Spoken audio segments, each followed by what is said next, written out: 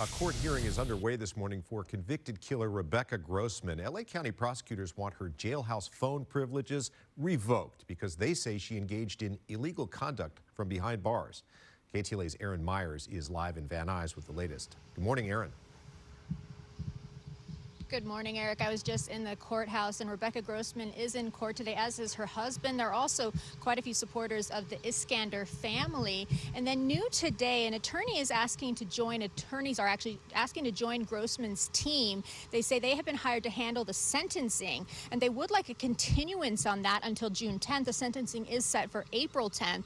They also want to file a new trial motion. Now, that is all being discussed right now. As for today's hearing, though, in court documents, prosecutors accuse Grossman of trying to interfere with witnesses and allege her team has attempted to tamper with jurors. Prosecutors also say Grossman has a private investigator working for her who has illegally contacted at least 3 jurors at their homes. Grossman was found guilty of 2 counts each of second-degree murder and vehicular manslaughter with gross negligence, and 1 count of hit-and-run resulting in death for the September 2020 crash that killed 11-year-old Mark and 8-year-old Jacob Iskander. These alleged actions could lead to serious consequences. Prosecutors are saying that Grossman obstructed justice, is trying to engage in witness tampering and even jury tampering. These are very serious allegations. Grossman is already facing decades in state prison, and this is something the judge is not going to look favorably upon. There's someone that hasn't accepted any responsibility for what she did.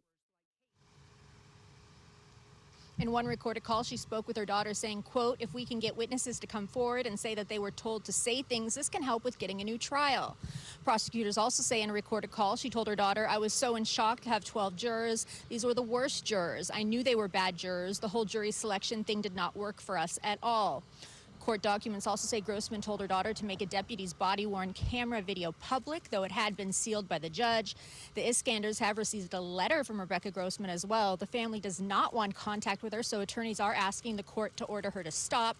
Prosecutors want Grossman moved to an area where her mail is checked and screened and has no access to phones or visitors except attorneys. Now back here live once again, that hearing is underway, and we'll bring you the latest as we get it. As for the sentencing, as of now, it is scheduled for April 10th, and she could face up to life in prison. Reporting live here in Van Nuys, I'm Aaron Myers. I'll send it back to you in the studio. Aaron, thank you.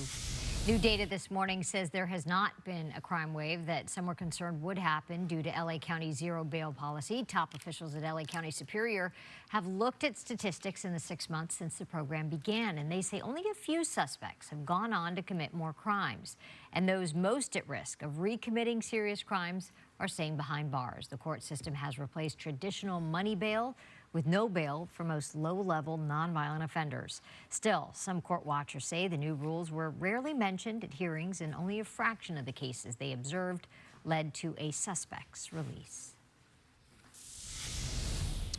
Some intense moments along a stretch of freeway through the Bay Area when a driver rolled down his window and shot at a passing car. It happened on Tuesday afternoon around 4 p.m.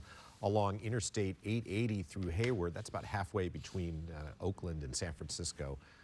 Between San Jose and Oakland. The driver fired the gun several times, striking the other car at least twice. Officers say the victim was not injured and that the shooter was arrested the next day, charged with multiple felonies. No word yet on a motive for the shooting.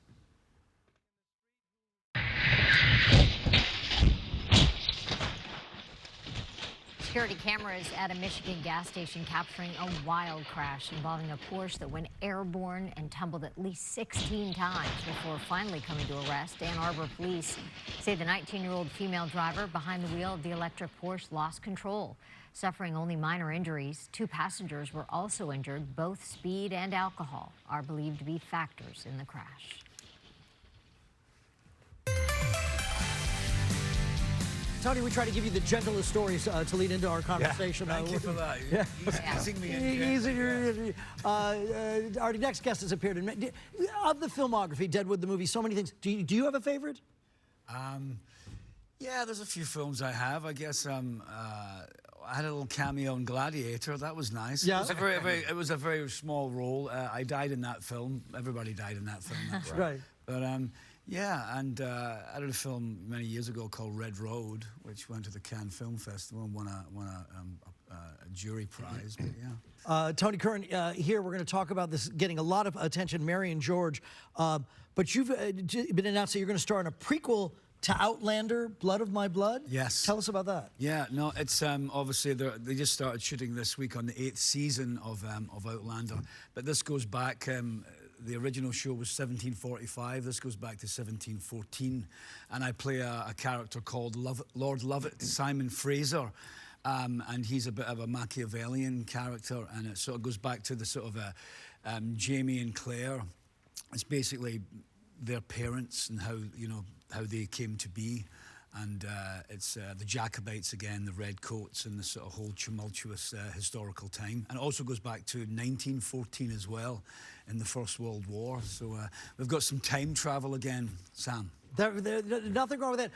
You are so Scottish. I can be more Scottish. Yeah.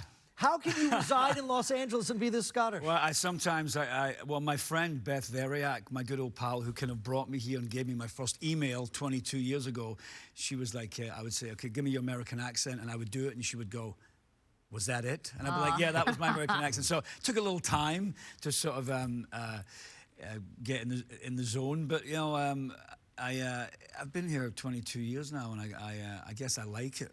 I could say. I guess I'm a West Hollywood boy, but now I'm on the West Side. Right. You know? But it's yeah. I mean, if you pay me enough, I'll lose the Scottish accent. Pretty much. Right. Yeah. I think that's the deal, right? Yeah. I think that's. For Mary and George, what did they ask you for accent-wise? Accent-wise, it's quite interesting. They asked me for a lot in other areas, but I just actually used my own accent for that. King James was born in Edinburgh in the 16th century, but he was, and then eventually he became King of England, and but I just used my own accent for that. Julianne Moore. When I first met her, she was like, "Oh, good to meet you, Tony." And I said, "Oh, Julianne, lovely to meet you." And she